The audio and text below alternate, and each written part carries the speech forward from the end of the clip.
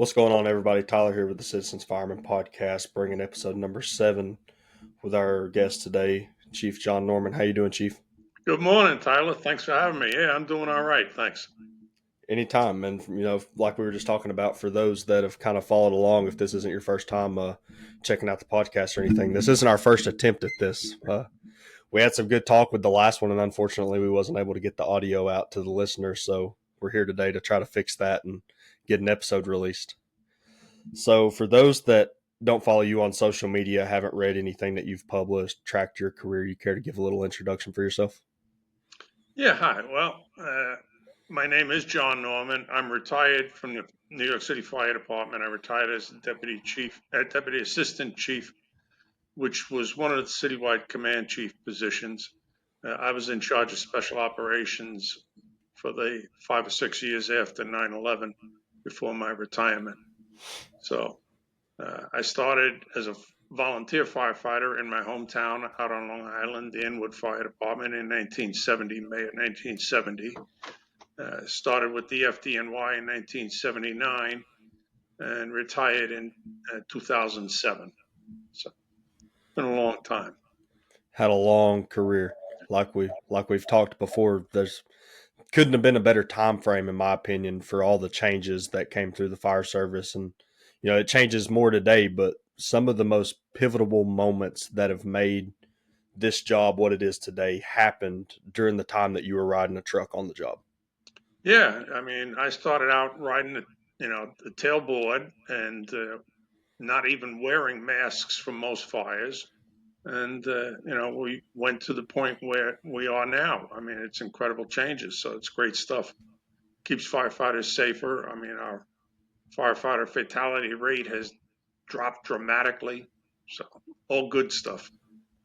It is. And as times change, and we're here today on a podcast, so we're sitting here utilizing technology, and I think that a lot of that's aided in some of the better education. Now it gives and it takes. There's not a lot of vetting when it comes to the technology, social media pages, things like that. But it's easier to get access to knowledge and training today than I'm sure it was the day that you walked into the firehouse. Yeah, greater than any time in the fire service history.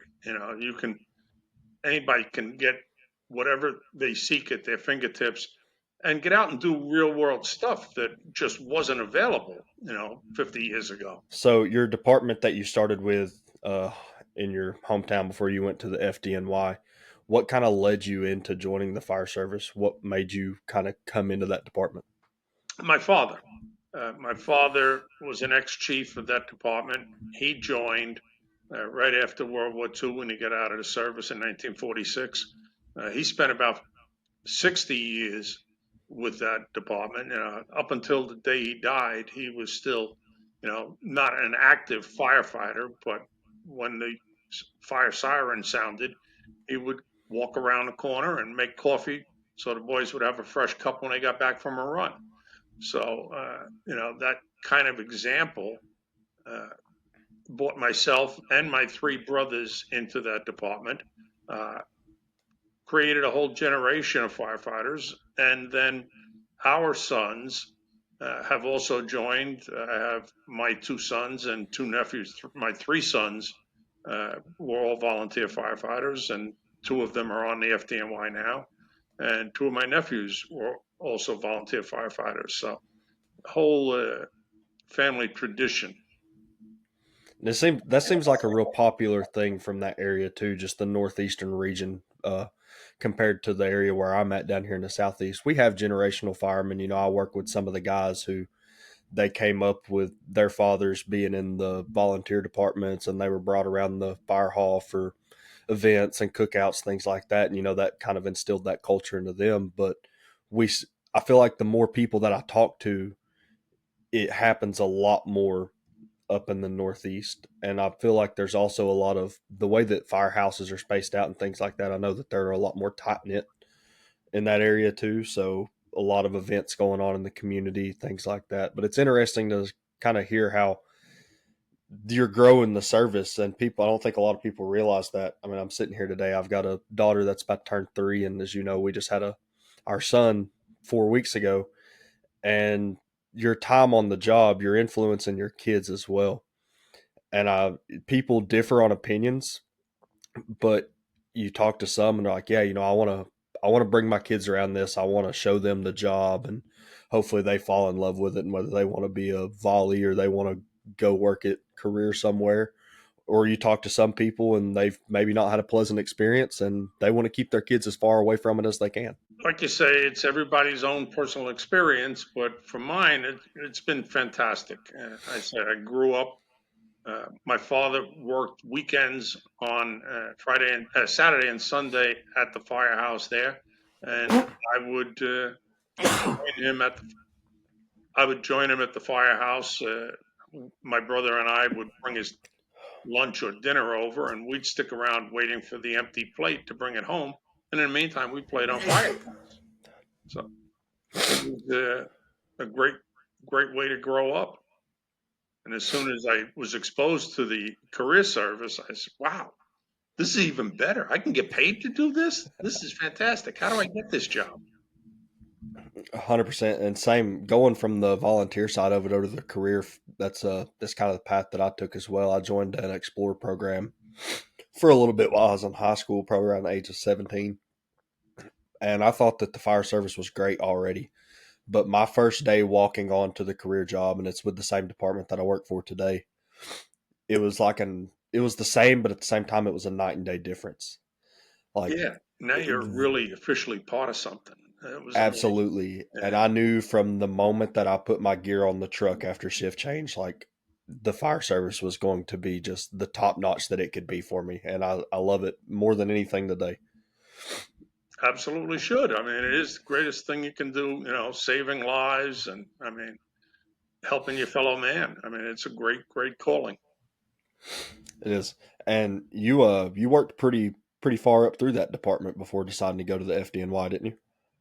Yeah, I became a company officer and worked my way up to the chief of department in the early 90s. It's a great department and we were undergoing a lot of change at that time. New York State decided to build a highway right through the middle of the community. So, starting in the 1950s, they were doing an awful lot of fire duty, vacant building fires as the highway was being run. And then later on in the 70s, when I got there, a lot of urban renewal. So, again, a lot of vacant buildings. And there was, the social turmoil of the early 70s was pretty tough. So, we were doing some fire duty out of that. So, it was a great place to grow up and get started. And that department's close to the FDNY already. So I mean, I'm sure that you were pretty familiar with the New York City Fire Department. But what led you to wanting to step away from that department? And as you said, you worked the way up to the chief of the department and want to move on over to the FDNY. Well, I started there, as I say, in 1970, but I had spent my first night in a Brooklyn firehouse in 1969 while I was still in high school. Uh, Inwood had a lot of members who were also FDNY firefighters, and some of them are the most influential people in my career. The Ball brothers, Joe Ball and John Ball.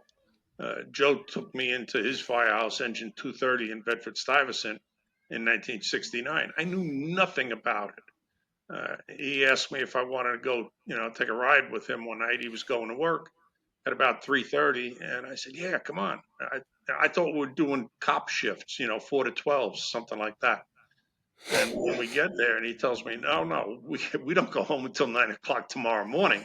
I was kind of stunned, but wow, like I said, it was a great place. 230 was doing a lot of work at the time, also, and a lot of other guys there kept talking about how great the job is, how great the job is, and once I saw it, I said, "Man, this is fantastic." Like I said, how do I get this job? And it took me 9 more years to get hired because first I had to turn 21, and then when I was eligible for the first test, 1973, nobody told me that there was a filing because I was in college out in Oklahoma State University, and I never took that 73 test. So I had to wait for another 4 years for the 77 test to get hired off of it. In the meantime, I worked as a fire protection engineer. Like I said, I worked in New York City a lot and got to learn the city before I even got hired. And then when I did get hired, like I said, I got assigned to a very busy company, and the rest is history. I just had, uh, I heard Vinny Dunn call it one time. I was on a magic carpet ride. Uh, I got on, and the magic carpet took me all over and saw some great things, did some, good stuff, and couldn't have asked for anything more. Absolutely. And I want to get into it obviously during this episode, but from our last recording, just hearing some of the things that career led you into and the opportunities that you got to have during your time on the job. Like you said, you couldn't imagine asking for anything more out of it. Like the fire service will give you what you put in. And I see people all the time that they're down and out, or they've got that burnout that they're just over the job and they don't want to put anything back into it themselves, and they're disappointed that it doesn't give anything to them. But you put the effort in and you really dive deep into wanting to be a good fireman, and you treat this job with respect, and the opportunities are endless. Like it's gonna be something that you can look back on in your life and just be a wow damn moment. Yeah, be proud of it too. So kind of getting into the special ops side, I want to talk about your first little trip over to that, going over to rescue. How did that play out? Well, it started because of a lieutenant in Engine 290. When I got assigned out of the fire academy, I went to Engine 290 in the East New York section of Brooklyn. It was the busiest engine in the city of New York. It's been that way for 50 years, more than 50 years now. Uh, and I went there and I met one of my lieutenants who was, like I say, an absolute tremendous mentor. His name was Steve Cassani. Steve had been a firefighter in Manhattan uh, in Rescue Company 1 and gotten promoted to lieutenant. And the job at the time had a policy that you would leave the division you came from and you'd go someplace else, totally different. And Steve got sent to 290 Engine in East New York. It was a total waste of his talent. I mean, he was a guy, Manhattan high rise experience, rescue firefighter, and he was now out in East New York, which was great for us. 290 had a lot of young guys at the time. Steve was a great teacher. He'd take us and show us things that I was never even aware of. Uh, we had a great example was we had a run for a car off a pier. The Canarsie Pier is the far end of our response area. We're second due there, and a call comes in for a car with people off the end of the pier. So on the way down, Steve turns around through the window and turns to me and Tommy Pellegrino and says, "Get your masks on, get your boots and everything off. If there's a car in the water, we're going down there and we're going diving to get the people out." And I'm like, "Can we do that? With the standard firefighting 4.5 Scott mask?" And he says, "Yes." And I never heard of it, but Steve had done it and knew that it was possible up to one atmosphere, which is about 30 feet down. So, okay, most of the harbor is not going to be that deep. So when we got there, it turned out it wasn't a car involved. There were two brothers in the water, and we got them out. But I was like, man, I never knew that. But when Steve said it was possible, that was good enough for me. I believed him wholeheartedly and was ready to go in the water with him. I ended up going in the water, but and not needing the mask. Uh, Later on, after, well, I guess only about, no, it was about 2 years later, Steve got transferred to Rescue Company 3 as a lieutenant. And everybody in 290 was just, disheartened to see him go. I was like heartbroken, man. I lost my, like my best friend. And he was up there 4 or 5 months, and I got a call, and he asked if I would be interested in transferring to Rescue 3. And I was, can I work with you? And he's, yeah, absolutely. If you're interested, let me know. And I did. And a couple of months later, yeah, I got transferred to Rescue 3, which I had never, ever in my wildest dreams imagined that I would be able to go there. Typically, a rescue company, you have to have at least 5 years on a job. And I was a little short of that. I only had about 4 years on a job. And it was not on my radar screen that I was going to go work in a rescue company until Steve asked. But he had seen my work. I had been a New York State hazmat instructor. I was a state Hearst tool instructor. I used welding equipment and cutting torches. So I knew my way around. So he was convinced that I would be an asset. At the time, Rescue 3 had just been assigned as the backup hazmat company to Rescue Company 4. We did not have a separate hazmat company at the time. So, me being a state hazmat instructor, I had some added value there. I could add something to the company right away. And that's how it happened. It worked out pretty well. And speaking on the hazmat, the inception of a hazmat company in New York actually pulled you away from the rescue for a while, did it not? When to go Yeah. over and kind of get that company kickstarted. Yeah. You know, in 1984, which is just about a year after I got to Rescue 3, the department decided to open Hazmat Company 1. And they, asked for volunteers, but they also were looking for people who had hazmat experience. And again, being a state hazmat instructor, I'm kind of in a rock and a hard place. Okay, you got to go do what you got to do, especially since I only had 5 years on the job at the time. So the job took one firefighter for each shift in a new hazmat company from units that had done it, from Rescue 3 and Rescue 4, so that we would have one person on each shift that at least had done this before. So that's how I ended up in Hazmat 1. I spent about 15 months there before I was allowed to go back to Rescue 3. And I stayed in Rescue 3 for another 18 months or so, and then got promoted to lieutenant. And once you got promoted to lieutenant, did it kind of go like you said? When somebody gets promoted, they kind of have to leave that area for a while and kind of do a little bit of broadening assignment. Yeah, yeah. I mean, I believe in it firmly. The city is a very, very diverse city. And if you stay in only one part of the city, you have missed so much yourself.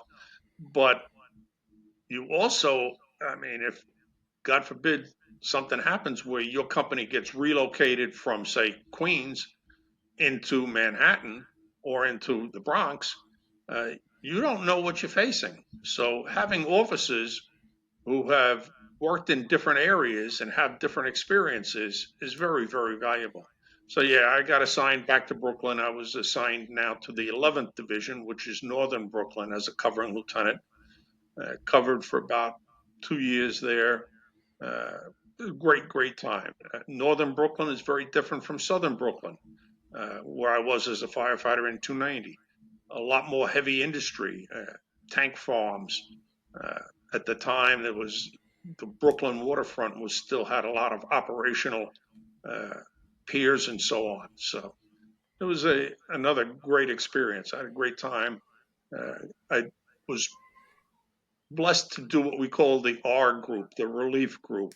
So I did a cycle every 3 weeks. I covered the same six companies, uh, a double engine 216 and ladder 108, engine 221 and ladder 104 in the same house, and then two single engine companies, 237 and 206.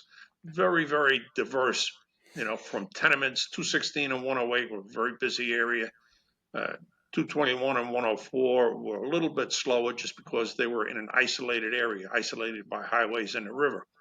And then the two single engines, again, very different backgrounds. The natural gas plant, liquid natural gas plant, was in 206's quarters, 206's first due response area. Uh, it made you think. It was a real eye opener. Then I went to Ladder 111, Tower Ladder in Bedford Stuyvesant for about a year, and it was another. They were doing a lot of work.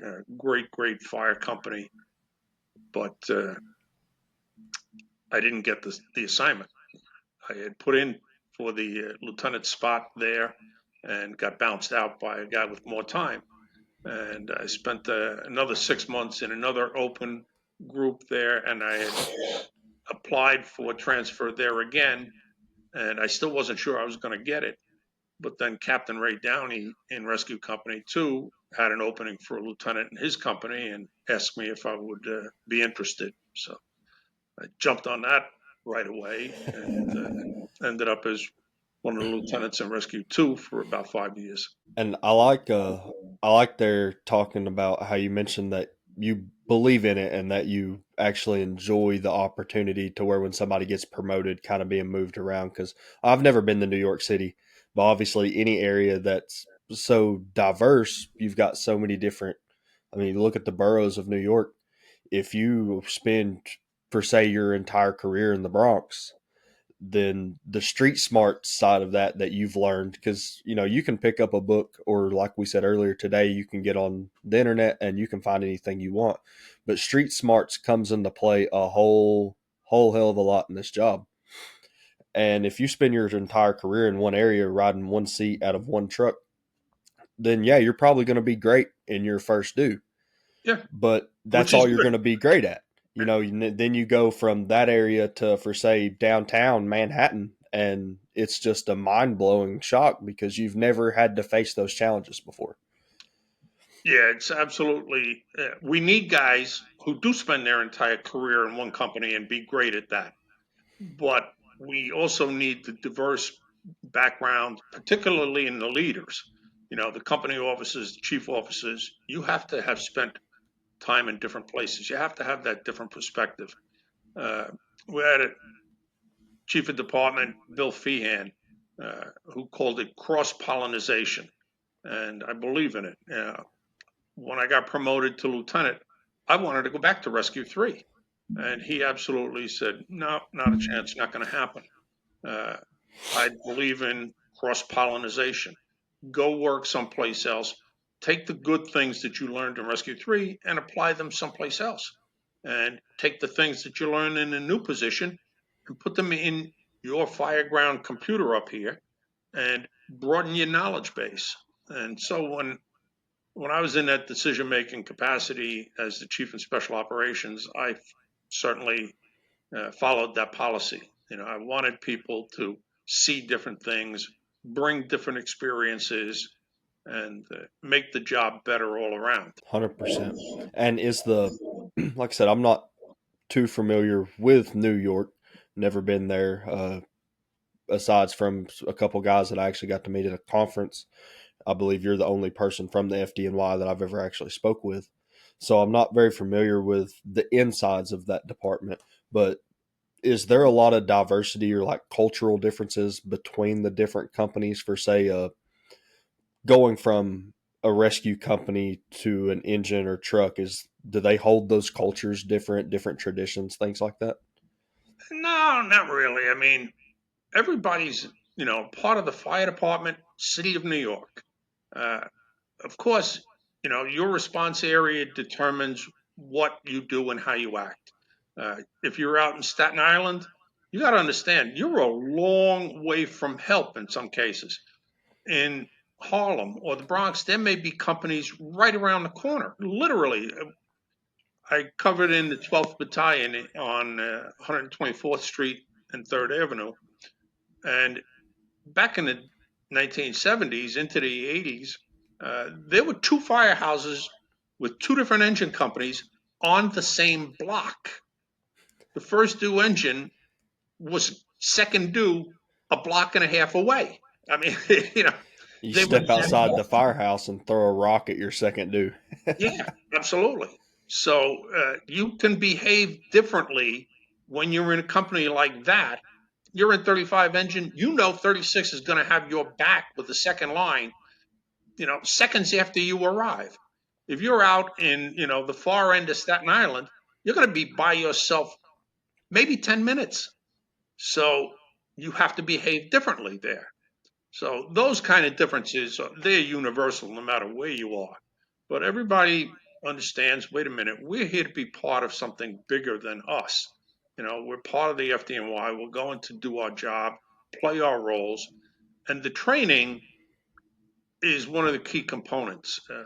Everybody goes to the same fire academy and they have the same training manuals. The FDNY has absolutely spectacular training material that everybody gets the same thing. And the fire academy now, for the last, 20 years almost, has been sending out instructors to do field training. They do the same class over and over and over again for everybody in the city. So everybody gets exposed to the same exact thing, which is important because we have overtime and what we call details between firehouses. Today, you're working in engine 99. Tomorrow, you could be working in engine 299. And you got to be on the same page with them, uh, doing all the basics the same exact way. So that's an important consideration. And it paid off again on 9/11. People, the farthest engine company from the World Trade Center within New York City was engine 264. It's 20 miles from the World Trade Center. Never in their wildest dreams would that unit have thought that they would ever respond to a fire in the World Trade Center. They did on that morning. I rode the back of their truck across the Manhattan Bridge. Uh, you know, they had to be on the same page as everybody else there. Even though you're very remote from the high rise area, guess what?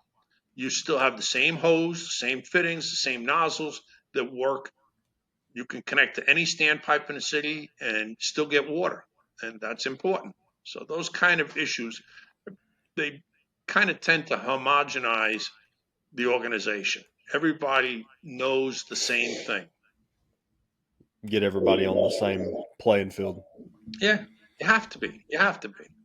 And as you said too, is not necessarily different cultures for say, but the differences in the firehouses compared to, like I said, you got a firehouse when you can step out the front door and you can throw a rock and hit your second due, compared to where they're not even in earshot of you. uh doesn't really change culture, but it changes a lot of tactics, especially from that leadership standpoint. As you said, the two engines stacked on top of each other. First dude knows that second dude's going to be right up their tail and it's going to be there to support them. So riding that right front seat of that engine, that kind of opens up things a little bit for you as the company officer, compared to pulling up to a working job. And for, say, there's companies in my area where you may be 10, 15 minutes or longer before another truck arrives on scene. So it's, if you don't have water supply, it's you, usually a firefighter and an engineer and tank water, and just praying that everything goes right until somebody gets there. Yeah, which means you have to behave differently. You got to be more defensive than the guy who knows I got a second hose line right behind me anytime I ever go to a work on fire. It does. And I don't want to get too sidetracked on it, but it's a current issue that we're facing in the fire service. We've faced the issue of manpower for a long time. That's nothing new, but I'm sure a lot of people have been tracking along with some of the new things coming out with OSHA and wanting to adopt NFPA's best recommendations, which, NFPA can say it all day long. NFPA can be nice in instances, but NFPA is not law. OSHA is. And now a lot of the things that OSHA's wanting to push, along with the manpower issues that we've had, it it's going to kill a lot of the fire service, or it's going to get a lot of firemen in trouble, in my opinion, because there's a lot of people that have wholeheartedly put themselves into this job for a reason and not for a t-shirt and just to ride a shiny red truck, but because they actually care. They actually give a damn about the community that they're serving. And whenever you start putting these requirements in of we're going to 100% enforce the two in, two out, or anything else that's been listed in all these things that OSHA's wanting to do, you got a lot of firemen out here who aren't going to abide by that. You know, you we're working in communities that we grew up in. One of the last fires that my shift ran was two houses down from the house that I'm sitting in recording this podcast. The house in between me and that house is abandoned, so they might as well be my next door neighbor. You know, we pull up on a job at that house and somebody's screaming, "Hey, you know, my kid's in the back bedroom." Are you going to sit there and are you going to look at them and say, "Hey, OSHA tells me that I can't do anything about this until I got two more units on scene"? I don't believe that's correct, Tyler. I believe there's always been an exception for known life hazards. That's, And nothing changed. there has been, but reading and just from my depiction of some of the doctrine that's been put out and reading along with some of the articles is, and that is still a thing, a known life hazard is still an exception. So maybe that wasn't a good example of it, but the reins on that are getting tightened and they're constricting a little bit more. And you follow along with the studies right now, and firefighter injuries and fatalities are down statistically. Fires, depending on the area of the country, are either slightly elevated or they've stayed the same. But civilian deaths are going up every year, especially here in the state of Tennessee. We're one of the highest civilian fire fatality states in the country. So it's interesting to kind of track along with some of it. You have to be aware of what's going on around you. Absolutely. Got to know your community. You got to know the laws. But like you say, I mean, you never ever, nobody's going to stand outside and let somebody burn to death. Unacceptable. It is. I mean, there's been instances in the last, say, just 5, 6, 7 years where you've had some people on the job make decisions that, as a fireman, you look at it and say, absolutely, that's what they should have done. And then their department come back, and we've seen people be suspended or terminated Yeah. for, as a fireman, for something that you look at and say, job well done. But, unfortunately, that's depending on your area and your administration, your department, or just how the wind blows. That's kind of the name of the job sometimes. Yeah. That's a tragedy. I'm aware of some of those cases, and I just, you got to hold your head up in the morning. You got to be able to look yourself in the mirror and know that you did the right thing too. Okay, I've been punished. I've done things that I deserve to be punished for. But if I did the right thing, I'm going to be able to look myself in the mirror the next morning and not worry about, what somebody else said about me. 100%. And one of the things, we didn't talk about it in the podcast, but my last guest, Bobby Eckert, one of his lectures that I sat through in North Carolina, I can't remember the exact wording, but we pretty much got on the point of a good leader knows what rules they can bend, what rules they can break, and when they need to do so. It's one thing to go out and be insubordinate or just careless, reckless, compared to knowing a need and knowing when we need to kind of bend and twist that playbook a little bit. And sometimes that can ruffle feathers, but that's that's a choice that riding the right front seat or riding in a car by yourself you got to make sometimes. Yeah, absolutely. Like I say, rules are, great guidelines, but they can never cover every single situation. Somebody's going to have to make a decision, and that's what you get paid the big bucks for, whether you're paid or not. I mean, if you decide that I'm going to do something that's outside the realm of what they tell me to do, you got to make that choice on your own And be willing to deal with the consequences when you do. and be willing to pay the price. Absolutely. So kind of getting back, because now kind of talking about leadership and where we left off at with your career was getting back to the rescue, but now in a leadership role. And I believe you said it was rescue two. Well, I was a lieutenant in Rescue 2. I Okay. spent about 5 years there and got promoted to captain and ended up back as a captain uh, in Rescue Company 1. I covered for about a year, actually got into the Special Operations Command again and covered all 5 rescues in Squad Company 1 for about a year before it was a tragic circumstance. The captain of Rescue 1, Jimmy Rogers, was dying of cancer. And Chief Downey, Ray Downey, who had been the captain of Rescue 2, was now the chief of special operations. And he said, I got to do something. I got to put you into Rescue 1. Jimmy is dying. And I had just worked there uh, 2 weeks ago, and I met the captain, Captain Rogers, and I didn't realize he was that ill.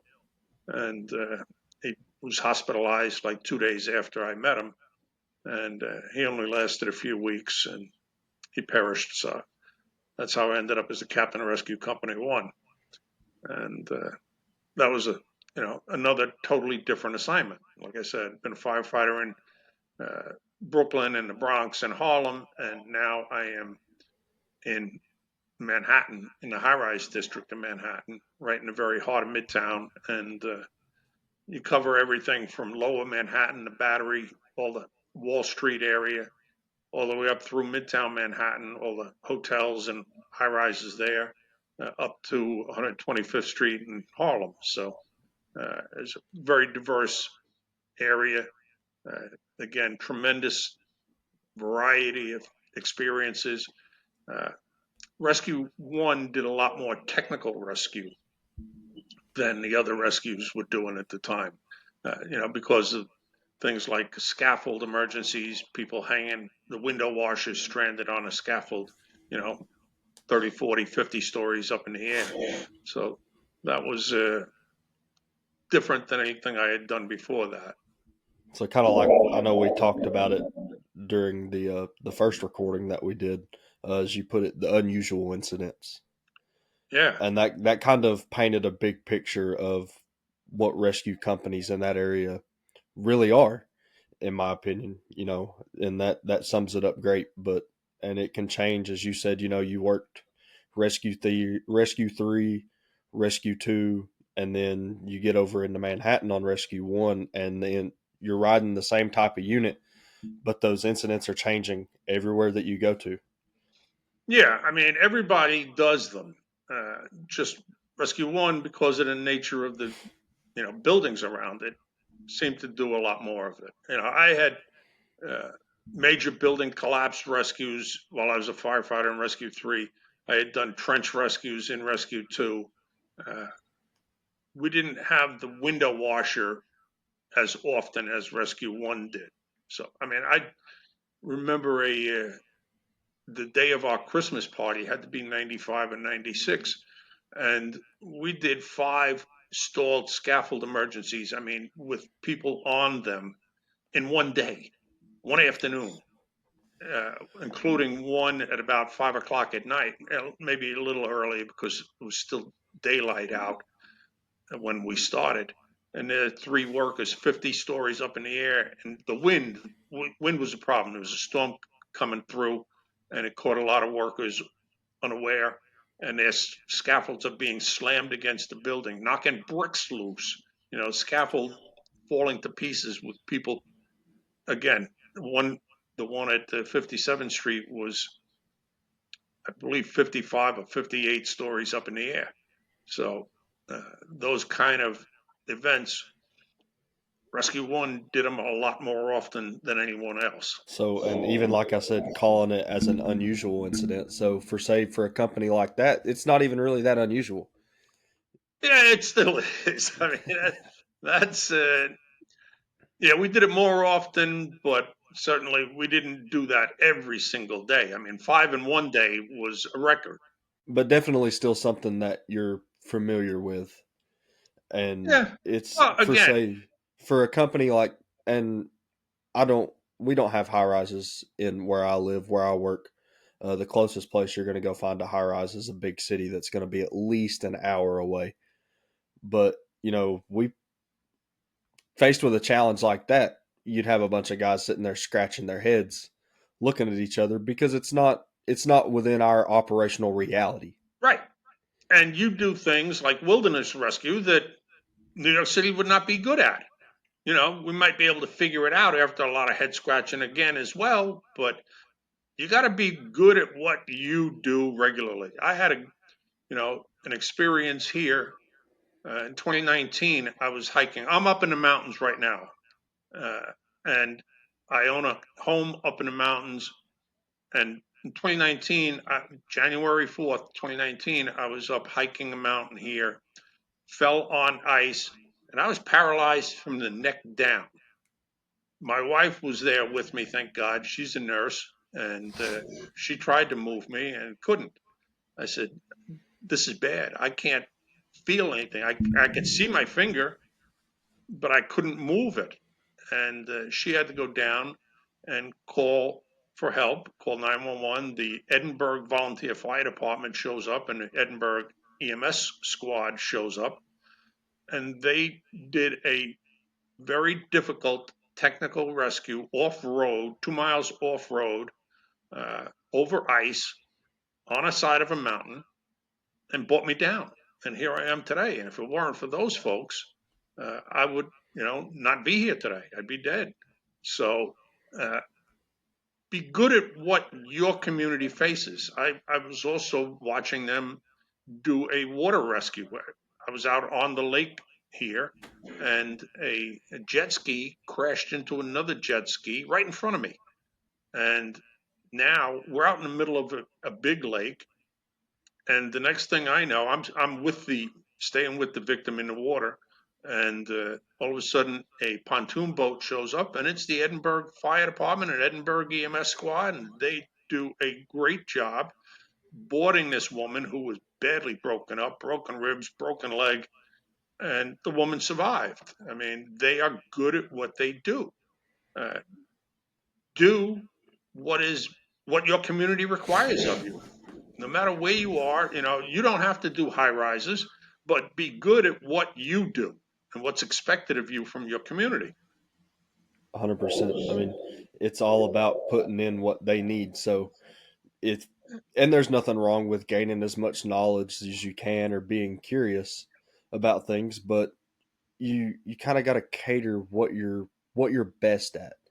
If I'm riding an engine that's right outside a retirement community, I may love being a fireman, and there's I need to be a good fireman, but if I don't know how to take a blood pressure, then I'm not serving my first due well, because what's the majority of the calls that I'm going to run in that type of community?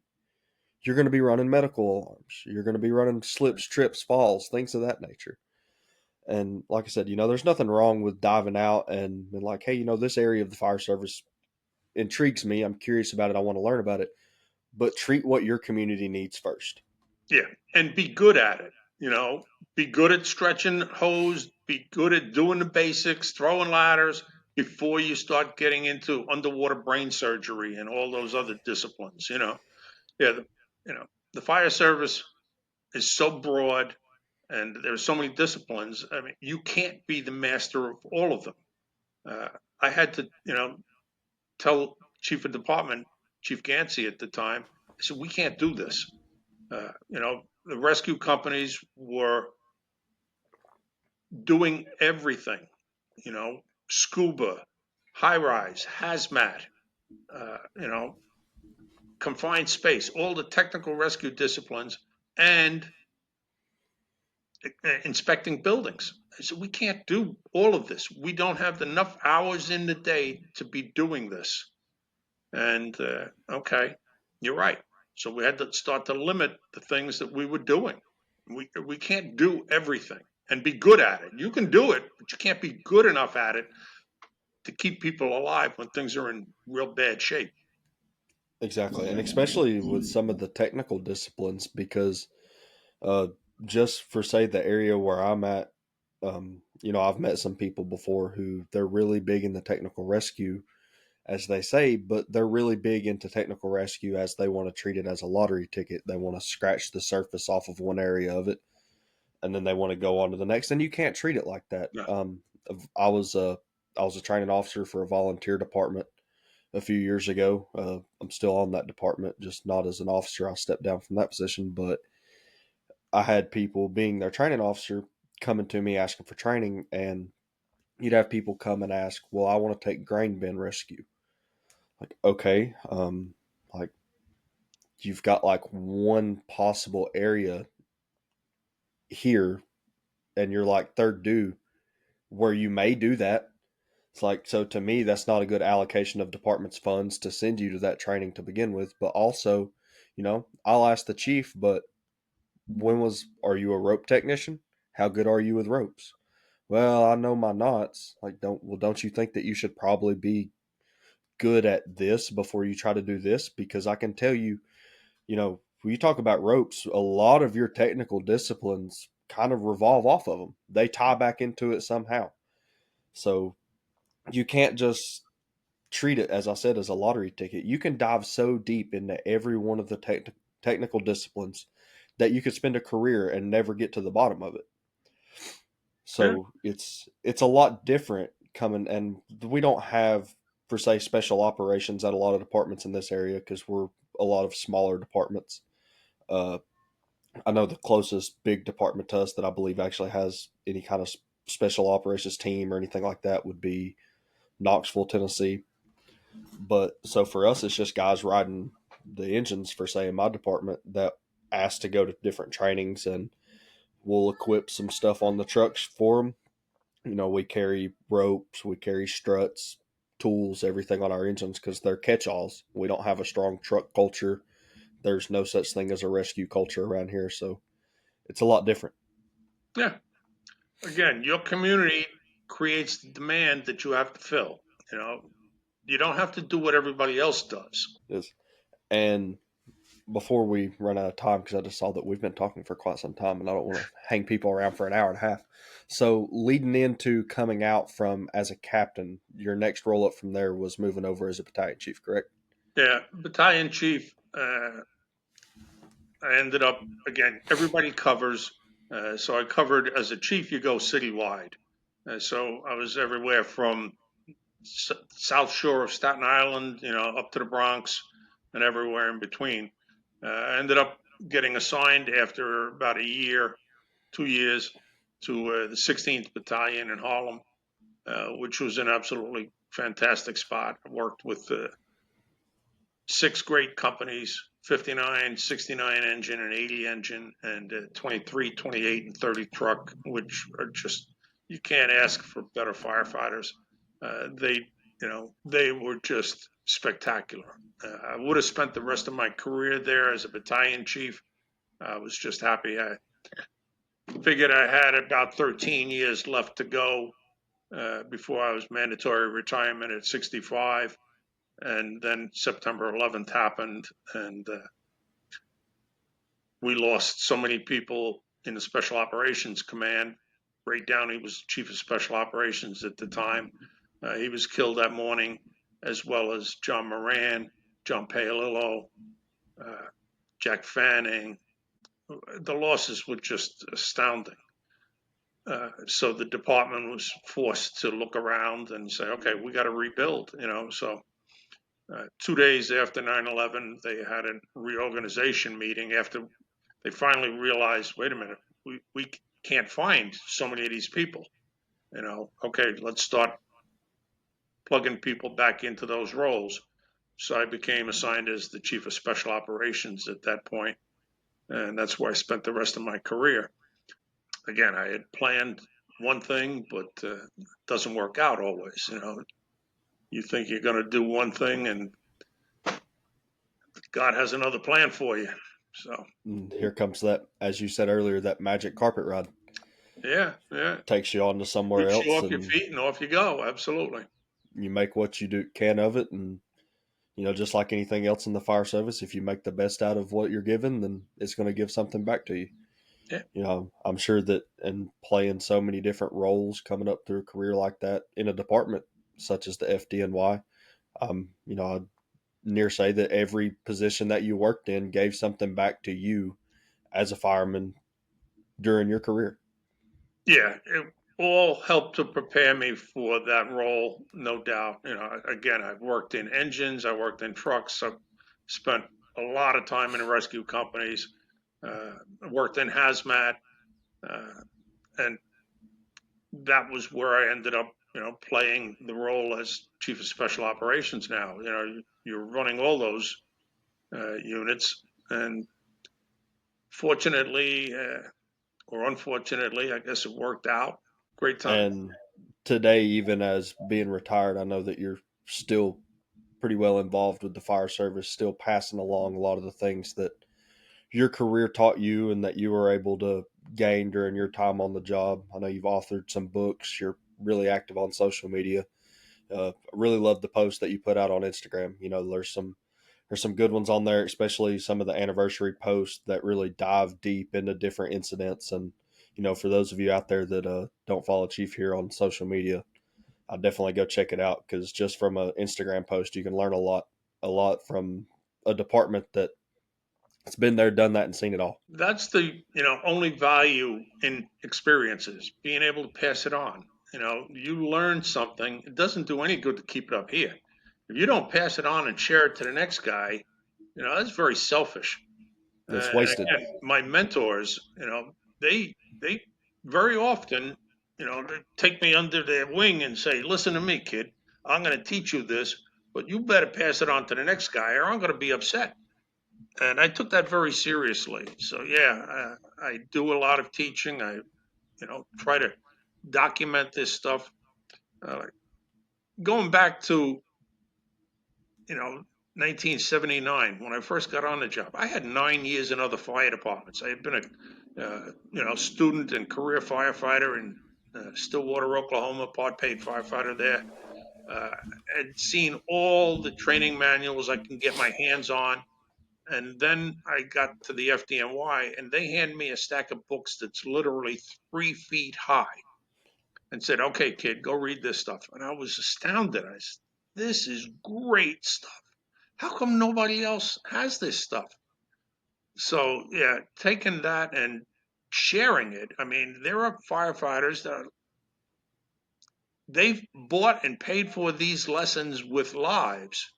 And if you don't learn from them and avoid those problems, shame on you. Shame on you. 100%.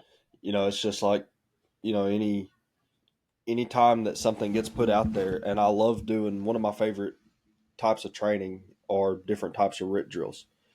And we've all got fancy names for RIT drills. We've got for say just one, the Denver drill, uh, or Columbus. They're all named something for a reason. Those drills are written in blood of a brother of the fire service. So taking the knowledge, and whoever's taken those incidents and made drills out of them and shared them with the rest of us, that's what you need to be doing. Take the hard times and the tragic moments and build on them to keep it from happening to somebody else. Yeah, pass those lessons on, man. Like I say, I was a lieutenant at the time in Rescue 2 when Dave McGrail from Denver did an article on the death of uh, the engineer Mark Langford in Denver. And I went out and met Dave, and I came back and went with my crew and said, "What are we going to do? Look at this. These guys, there's great video of it. What would we do to be successful here?" And it took days in vacant buildings until we got to the point where we felt we were comfortable that, God forbid that ever happened to us again, we'd be able to fix that. Uh, the same with John Nance from Columbus. Those same guys going out and doing it and doing it and doing it. Find what works. Write that down. Now pass it on to the next guy. And we, thought we had a great training program. And then we had a captain go down in the basement of a private dwelling in New York City, uh, Vinnie Fowler, and we didn't get him out in time, and he perished. So the incidents that you practice on, you can get better at it, but there's no guarantees. You got to make, No. every instance, you got to be 100% on your game, and may still not be successful. 100%. Chief, before we start wrapping up, you tell the listeners where they can find you on social media, or maybe tell them where they can find some of your publications that you've put out, authored. Yeah, well, my books are all published by Fire Engineering Books and Videos. So you go to Fire Engineering's website, Fire Engineering Books and Videos. I have my Fire Officer's Handbook of Tactics, which is just what it says. It's all about firefighting. Uh, Fire Department Special Operations is more technical rescue, how to organize, uh, different disciplines, the trench, the cave in, building collapse. And then the latest book was Working with Giants, which is basically a tribute to all the great folks that I worked with. Talks about my experience, people that taught me so much, and talking about some of the lessons that where I learned them, how I learned them, and all three of those, like I say, you can get on Fire Engineering Books and Videos or at Amazon. Uh, my website, I have www.chiefnorman.com, all one word, and it's got basically some of the classes that I teach, things that you might be interested in. And then I do my daily Instagram post, or try to do it every day, at Chief Norman FDNY. Somebody else already had Chief Norman, so it's Chief Norman FDNY, all one word, on Instagram. Like I say, those are, I try to do a daily lesson. It's kind of eclectic. Some days it's about building construction. Like I say, some days it's about lessons learned from a tragedy. Sometimes I talk about some of the great people that have taught me or mentored me so much. So, pretty wide mix. Awesome. Well, Chief, first of all, congratulations on such a great career, and especially being able to make it through to retirement and achieve and see all the things that you were able to. And most of all, for continuing to share that with the rest of us in the fire service. From sitting here on a podcast or just the social media, teaching classes, anything, just putting the effort in to not only leave your department that you worked with better when you came off the job, but sharing that with the rest of us around the country, around the world, wherever you may be. I appreciate that, and I'm sure that anybody tuning in does as well. Tyler, thank you, sir. Again, people that made me who I am would be disappointed if I did anything less. 100%. Everybody says leave the job better than you found it, but if you don't share with others, then that's impossible to do. Yeah, spread it around. 100%. Well, thank you, Chief. Well, All right, thank y'all you for heard him. doing this as well. This is a great way to reach out. So, thank you. Thank you, Chief. I appreciate that. Y'all heard him. Go check out his social medias. Check his website out. His publications. Got some great books out there. And make sure to like and follow and share with others. Thank you, Sarah.